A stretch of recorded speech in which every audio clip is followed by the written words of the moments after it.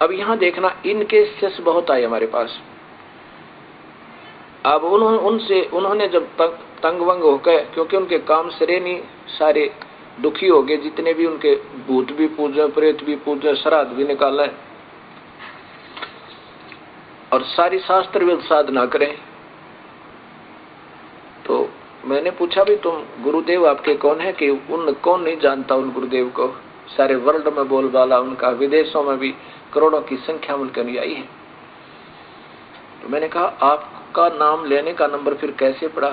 कहते हैं गुरुदेव ने नाम नहीं दिया हमारे को तो क्रिया समझाई थी। हम गए थे आश्रम में इनका, यहाँ पर महरौली के अंदर दिल्ली में आश्रम है, बहुत लंबे चौड़े अक्षेत्र में बना हुआ है। वहां गए थे तो वहां साधु संत छोड़ रखे महाराज जी ने, उन्होंने हमारे को क्रिया समझाई थी। ऐसे ये 4 क्रिया दी थी। गुरुजी को से आप मिले हो या उन्होंने आपको डायरेक्ट ऐसी क्रिया करवाई है कि नहीं? फिर आपके गुरुजी कौन हुए? गुरुजी तो वो है जो प्रैक्टिकल करवावे और आमने सामने मंत्र देवे। गुरुजी बैठे अमेरिका में, वो तो बैठे अमेरिका में महात्मा जी, और नाम देव 3rd पर्सन, और गुरुजी वो, यो बहुत बढ़िया बात भाई। फेरे हुए किसी तक और पति कोई और, ये कभी आज तक सुना है किसी ने?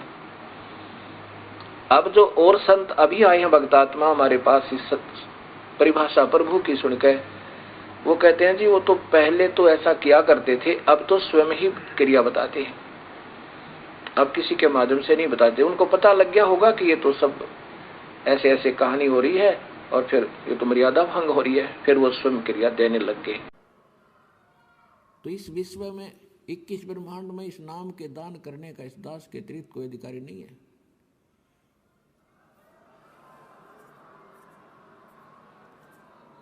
और यदि कोई नकली इस दास से ये मंत्र सभी प्राप्त करके और अपने आप दुकान खोल कर बैठ गया, नाम देने लग गया किसी को, तो सबसे बड़ा दुश्मन है मानव समाज का। अपना नाश करेगा और 100-200 हज़ार को और खराब करके उनका भार भी सिर पर धर लेगा। तो उनसे भी सावधान रहना है, ऐसे नकलियों से बचना है और बचाना है अपने भाई बहनों को, मानना उनको प्यार से। देखो यू मार्ग है प्यार का, इसमें धक्का नहीं चलेगा। भगवान का अनुबंध है, उस काल के साथ एक एग्रीमेंट है कि जबरदस्ती ना करना। तो आपने इस फार्मूले को अपनाना है, जबरदस्ती नहीं करना, प्यार से समझाना अवश्य। चाहे कोई गाली दे, आपने बुरा बोला है।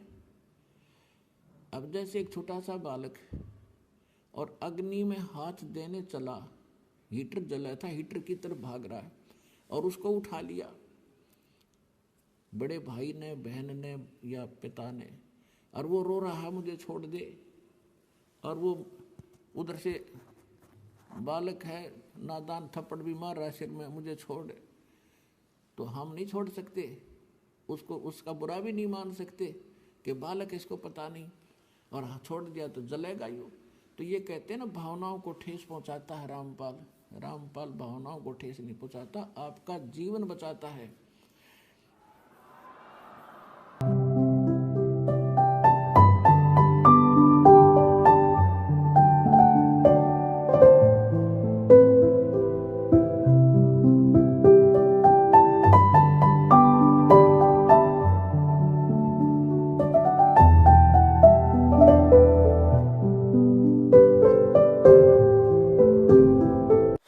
अब भक्ति तो ये दास कराएगा आपको भगवान की दी हुई।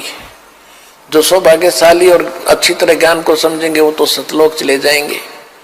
ये दिक्कत आओगी लास्ट के दिनों में, यानी हजारों वर्ष ये ज्ञान चलेगा, हजारों वर्ष ये साइंस की जो विद्या चलेगी, जो ये टीवी है और ये चिप है, मोबाइल है, इनके माध्यम से ये ज्ञान दिया जाएगा। दास तो चला जाएगा सतलोक, ये 5 तत्वों का शरीर छोड़कर, लेकिन ये इलेक्ट्रॉनिक शरीर रहेगा अभी दास का, ये नूरी शरीर रहेगा।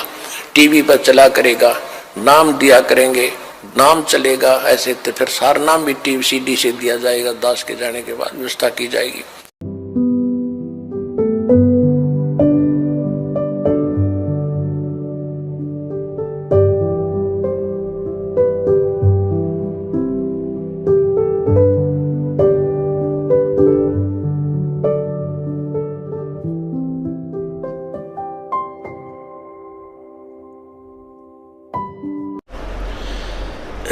इस दास ने 17 फरवरी 1988 में परमात्मा की शरण मिली थी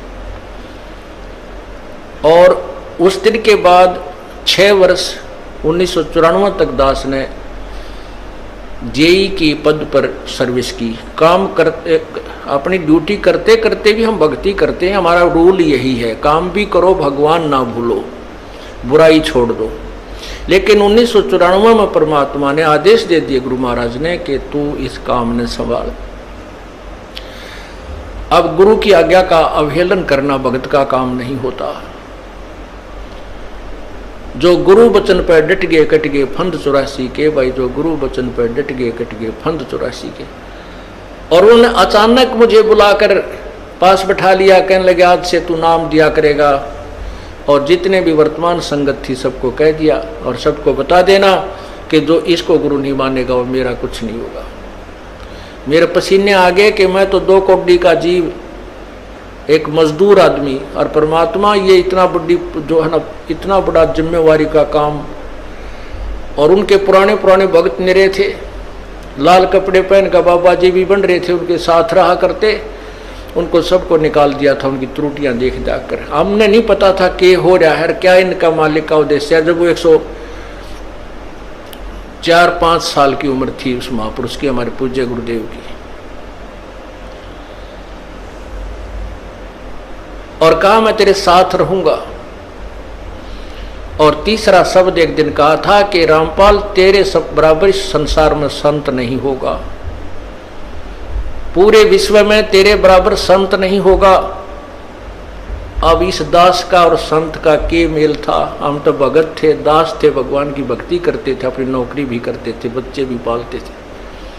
अब कहते हैं साध वचन पलटे नहीं, चाहे पलट जावे ब्रह्मांड, उनका वचन नहीं पलट सकता। उन्हें जो कह दिया सो कह दिया। तो वही ये फल गया। नहीं हमारी तो घर के ना सुने थे शुरू में।